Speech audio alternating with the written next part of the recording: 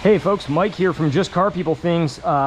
We are here on a little bit of a rainy day, so we're not driving this, but we did just buy a 2006 Mazda Miata in the last little bit here, and we are now working on a set of snow tires we acquired for it. So the bad news about this Miata is that it has this set of coneys on it, these wheels right here. And I gotta be honest with you, I think they're hideous. I personally do not like the style of them. I think the machine face looks really silly, and they'd actually probably look pretty good if they were all one color, but it just doesn't really work. So I went out and I actually acquired a set of snow tires for the car off Facebook Marketplace. And the great thing about a set of snow tires is that you can find them used a lot. You can go on Marketplace or on Craigslist or on any number, even eBay, and find used sets of people who sold a car or traded a car in, but they're just not using them anymore, don't need them. These were stacked up in a guy's garage. The date code is probably about 5 or 6 years old, so they're kind of approaching the end of their age life. Realistically, you don't want to run tires much older than 7 or 8 years old. And they probably have about, I would say, 40% or so of their tread wear left. So I think I could easily get this winter out of the tires, and then the wheels themselves will be good forever. And obviously these Vorbit type Fs look way better, much more of a traditional looking wheel and tire than is what's on there now. These will look much more factory. So some things to look for when you look for a tire that's used, and this is just some quick tips. You're going to want to look for something close to the right size. These are 205/60 16s. The technical spec on this car is 205/55/60 16. That means these are about 3% or so larger around, which is going to mess with your speedometer and things like that. Now, I don't like to go plus or minus 5 bigger, or gaps bigger than that. So if these were 205/65s or 215/60s, I'd have walked away from them. I'd have said no thanks. The other thing I'll say is ask on the date code. Every tire has a 4-digit code on it. I'll splash a photo up for you guys right here that tells you the week out of 52 and the month out of 12, 4 digits, how old the tire is. And I'll show you here on the 1LE, for example, when you get down here and actually look at the tire and the wheel right here, you've got a date. This is made in the 33rd week of 2022, 33/22. So that's how it works. It's real straightforward. So always ask the seller on the date code. Ask them if they've ever been damaged, how they balance, did they have any issues on the car. And, you know, much like buying a used car, buying a set of used wheels and tires is often like shopping for the owner more than the tire itself. But price was right. I paid about $250 for these. These don't have TPMS in them. This car does not have TPMS, so it doesn't really matter.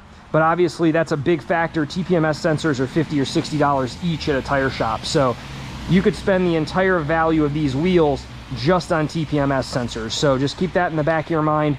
If your car has TPMS, if you can live with that dumb light being on your dash, no big deal. If you can't, don't. So I didn't mind these getting wet and getting rained on because they really need to be washed. They sat for quite some time in the guy's garage, and you can tell they need a little bit of love. So what I was probably just going to do is hose them down really good. Just make sure you get in. And I'm not using the pressure washer. I don't think you need a pressure washer for this. But just start with a good traditional hosing. You don't even really need it because it's raining right now. And then what I like to do is just grab a wheel cleaner. I wouldn't use an acid-based. If they're really bad, you could go to an acid-based wheel cleaner, which is like a bleach white. This is a great product if you just want to blast the crap out of something. I'm using Chemical Guys 4-1 mix in here, so you fill it up, you know, to here and bottom quarter of its product. But we'll just go through, give them a good soak.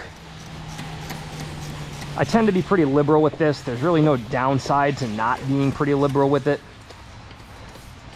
And this will help dissolve the nastiness. I'm going to step out into the rain here and get wet, which is because I want the back sides too here.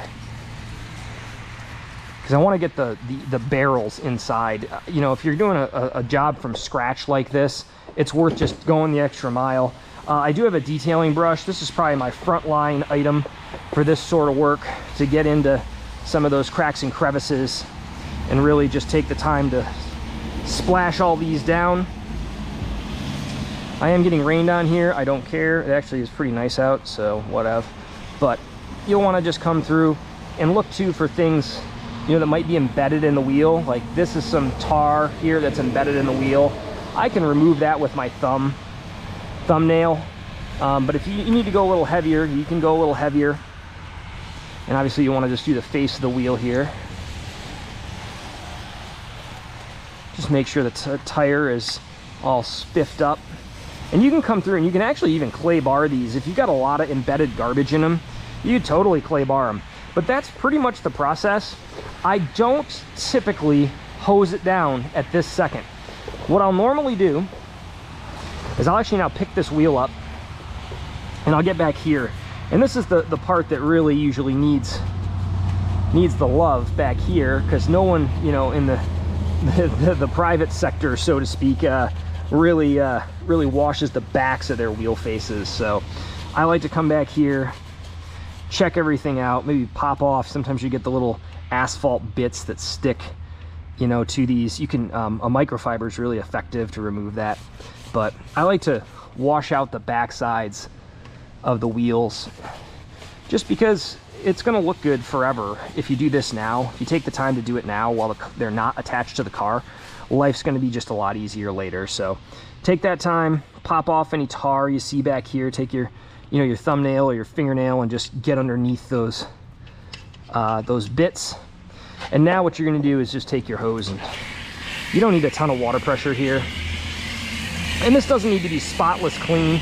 You know, this isn't a show car. These are winter tires for my Miata. So, you know, if you're working on a Porsche or Ferrari or Corvette or something super uber fancy cool, I would recommend you take a little more time than this. But this is just a good prep for the winter.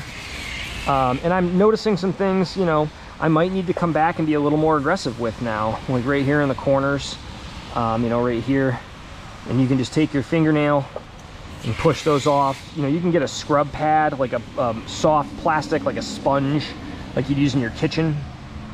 And sometimes that can be really effective for these spaces too. But let's just do an initial clean on all these, and then I'll come back and be a little bit more aggressive and show you guys how that works. Sorry for all the traffic and the noise. It's obviously raining pretty good here, and you're gonna get a lot of that. So with that, I'll be right back with you. I'm gonna finish these other three wheels and then show you a little bit kind of 201 technique to really clean them up if you need to. All right, well, after a good cleaning, these guys are looking great. Now, I noticed something, and this is really common you see on tires that are installed. You'll see a left front, a right front, and when they balance wheels and tires, they try to pair them with the right corners of the car to make them more comfortable. Well, of course, as you drive them, as you rotate them, as you go through the process of using them normally, you'll spin them around the car and they won't always be in those spots, which is fine. But something you tend to notice on tires that are used more frequently on a right or left front is that they're dirtier.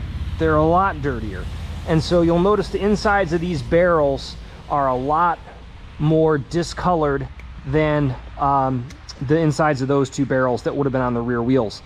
They get less brake dust, they get less heat, and so as a result, these tend to be a little uglier. So I am going to jump to a more aggressive cleaner, which is a Wesley's Bleach White. This is an acidic cleaner, so just understand it's a little bit nastier of a product.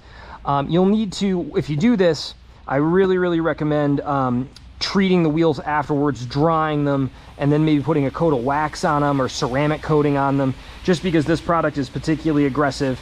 And if you really are being super OCD and you want all these little spots where there was road asphalt or cold patch attached to the wheel, you can actually use mineral spirits or a rubbing alcohol type product to remove that. That will dissolve the basically tarmac materials, the asphalt materials that are in that. But with that being said, we're going to put a little bit of a light coat of bleach white on the insides of these two barrels, really just to try to chew up what remains of that stuff that was on there. And I am going to jump to using just a wheel rag, just a microfiber. This has car wash soap in it, and we'll just come in and try to really scrub this clean. And I think you'll be able to see almost instantly that has removed a lot of that ugliness just right off the bat. And you can see that looking at this surface versus looking at this surface, just how fast that was, with that little bit more aggressive of a cleaner than the chemical guys. And that's, you know, that's fine. That's sometimes you got to go to that next step up to see what the difference is. And all this cost me is putting a coat of wax on the wheels, which I was kind of planning to do anyways. So not that big of a deal to do, and a really dramatic differential. Look at it just dissolve that, being a little bit more acidic in getting on there and really dissolving the grime off of these in a way that I don't think you could have done with that regular chemical guys product. So taking a little elbow grease, a little polishing with this to get it all, but clearly pretty effective mechanism here to remove some nastiness inside these barrels. And look at how bright that barrel of this wheel is now in comparison to this guy, where you've got all that discoloration there. This guy is almost completely gone. So the one thing I'll also say, if you're using this product, really make sure to rinse thoroughly, rinse the wheel thoroughly. So I actually even like to rinse my rag a little bit. And obviously this is a pretty dirty rag here. I've used this on other wheels, which is fine. So we'll toss that back in our wheel bucket. But that being said, really night and day difference just immediately on that. And I'm being pretty liberal with the water here because I think you should be. Same thing with the face. All this stuff's going to get down onto the face of the wheel, so you're going to want to be a little more aggressive here with that. And you can see the grime coming off this, kind of running away on the driveway right now, which is pretty crazy. But we'll just give this one a good blast. And yeah, man, that is like brand new in comparison to how it looked a few minutes ago. So that said, we are now going to have to dry these at some point and then put a coat of protection on them, because if you fail to do so, missed a spot there on the face. If you fail to do so, it's going to look really ugly later, and you're not going to want to live with that. But that's kind of how it works. So we'll get to this guy, and then we'll probably give you some final thoughts on winter wheel and tire buying. Cheers. All right, folks, well, after a good scrubbing, we are back to where we probably should be on how these look. And you might notice there are only 3 sitting here. That's because we decided to give one a shot on the car, see how it looks. And gotta say, holy, look at how good that looks versus that. So, man, night and day difference. I think we're gonna get some different lug nuts. I really don't like these open-ended spline drive lug nuts. Those are super cheap. They're like 20 or 30 bucks, no big deal. But let me tell you, for $250 to buy these used, absolutely totally transforms the car. We're gonna get way better performance out of it in the winter on snow tires. Even though these are probably a little closer to their end of the life, not the end of the world. I think they're gonna do just fine. And of course, used snow tires in this size, you can find really cheap. So that's helpful to know. But yeah, had to jack the car up, popped off. You know, these aren't bad. These decent all seasons that are on here, but you know, in the grand scheme of things, I wasn't interested in a set of unmatching tires that just are kind of ugly. Man, night and day. Go online, look for the right size, find one that's got good date codes, good close to sizing, will fit your car. Use like a wheel specs website to compare hub bores and all that other stuff. It's really not that hard. It just takes a lot of research. And I have to tell you, Marketplace in particular is not very good for Facebook about like telling you, you know, you type in the 3 numbers, right? 205, 60, 16, 55, 16. It doesn't do a great job of spitting that back out at you. So you're gonna have to do some research on your own. Sometimes it's gonna take hit or miss. I actually had years ago, I bought the wrong size. They just didn't fit. I didn't realize our Miata it was a special edition, and that had slightly bigger brakes, and so the older set of 15s that I purchased just weren't gonna work. So, but wow, talk about just transforming the appearance of this car. You can see we've polished the paint. We've really brought that back, and now we've got these really nice classic 5-spoke looking wheels on the car. And man, it's gonna look good. The other thing I'll say about going to just a little bit more sidewall, they also fill up the